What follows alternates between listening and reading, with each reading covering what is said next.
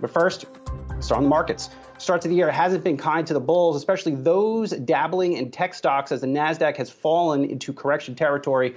Some pros on the street think this corrective period for markets has only just begun. Mike Wilson is the Chief Investment Officer and Chief U.S. Equity Strategist at Morgan Stanley and joins us now. Mike, always good to get some time with you here.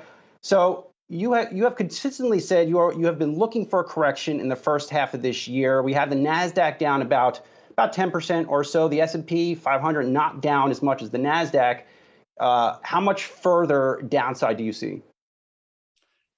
Yeah, well, thanks for having me on, Brian. I mean, look, I think what we have to acknowledge is this correction in the indices really began a while ago. Okay, and you could argue it began almost a year ago. That's when a lot of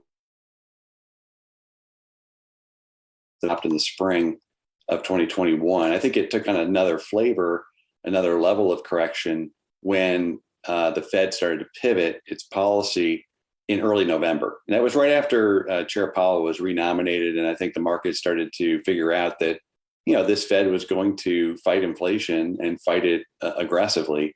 And I think, that the market gets to joke on that. And so really since early November, the growth stocks have taken the most pain. That's really part of our two-stage corrective view. Okay, we call it fire and ice. The fire is essentially what we've already seen, which is inflation, got out of control, and now the Fed is having to respond to that, and that's having a negative impact on valuations, particularly the most expensive ones. So that's good.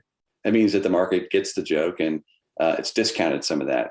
The second part of the narrative, though, which I don't think is really over and probably hasn't even begun yet, is that we're seeing a slowdown in growth. Okay, I think people appreciate that.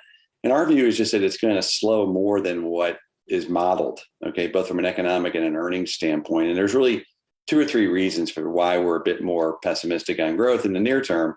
And the first one, of course, is that fiscal stimulus is fading.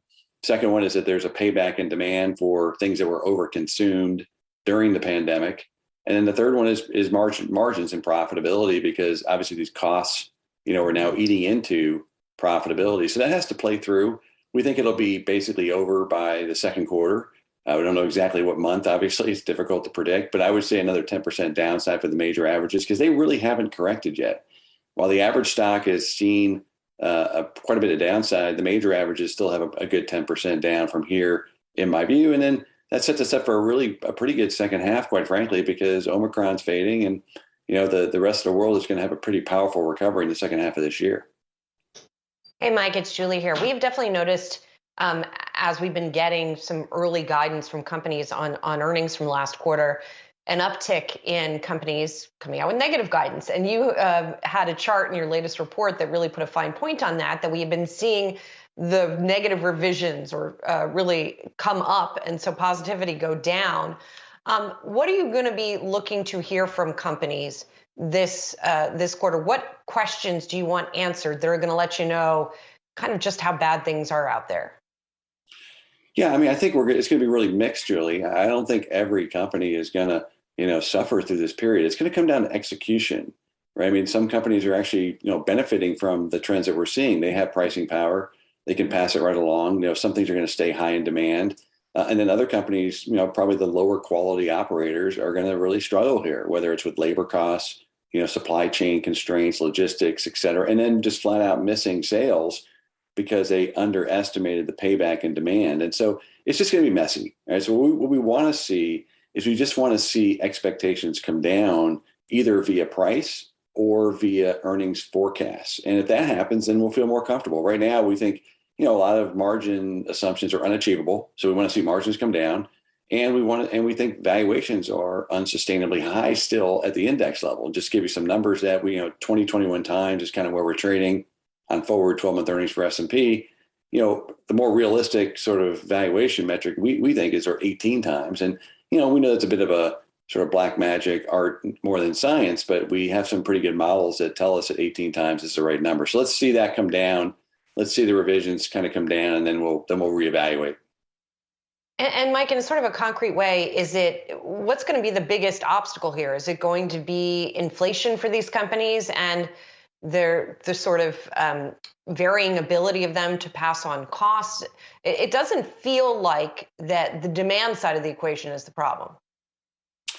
Yeah, it doesn't right now. I think that is common wisdom that basically it's a supply problem, not a demand problem. We don't agree with that at all. We think that essentially the supply shortages have led to an abundance of over ordering, okay, double ordering, whatever you want to call it.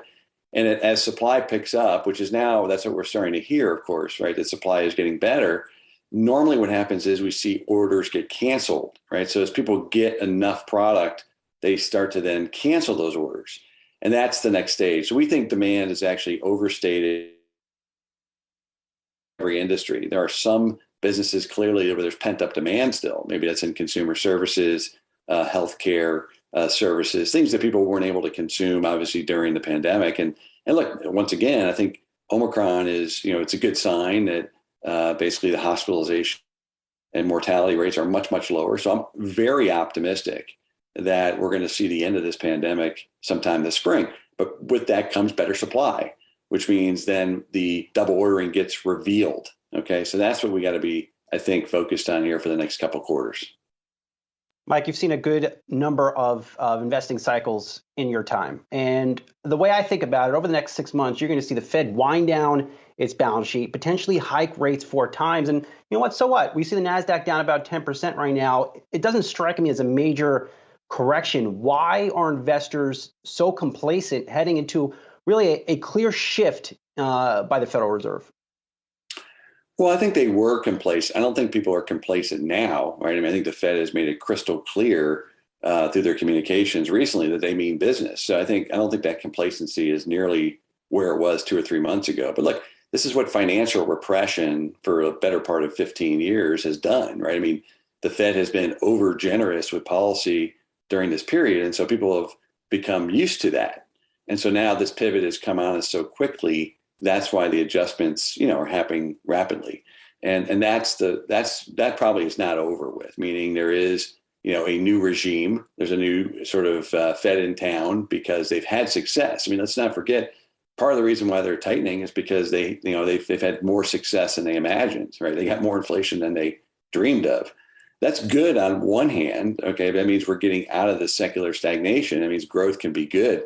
But what you pay for that growth now is under question if rates are going to be higher down the road. And that's the main issue. It's not about rates, being at 180 today or 175. It's where are rates going to be in 5 years, right? When you're investing in stocks or other long duration assets, you have to make an assumption about where rates are going to be over the investment time frame, over the next 10 years. And I would say the odds of interest rates being higher, cost of capital being higher over the next 10 years has gone up materially with the Fed's success. And that's the sort of point of recognition that has really come upon the market so quickly here. So, Mike, if you're not going to get return from the broad stock market here, and again, to remind folks, your year-end target for the S&P is 4,400. Where are you going to get it? Where are you looking for return this year? Well, I mean, it's at the stock selection level. I do think this is the year of the stock picker, and I think clearly you need to see you need to pick stocks, basically pick the winners, which is not impossible, but it is harder in a world where the overall averages are flat to down for the year. Now, look, we're still fully invested because, we still think stocks over the investable time frame, call it 3 to 5 years, are still going to be the better place to be. So, part of this is just a digestion period too, Julie. I mean, we've gorged on returns for the better part of 2 or 3 years, not to mention the past decade. So some of this is just payback, and basically people having to just, buy some time in here. You're still getting about a 2% dividend yield on the major averages. Some stocks are paying dividend yields of 3, 4, 5%, and they're growing. So that's part of your return. And that return is still going to be there because we think earnings are going to be fine and the ability to pay dividends is going to continue.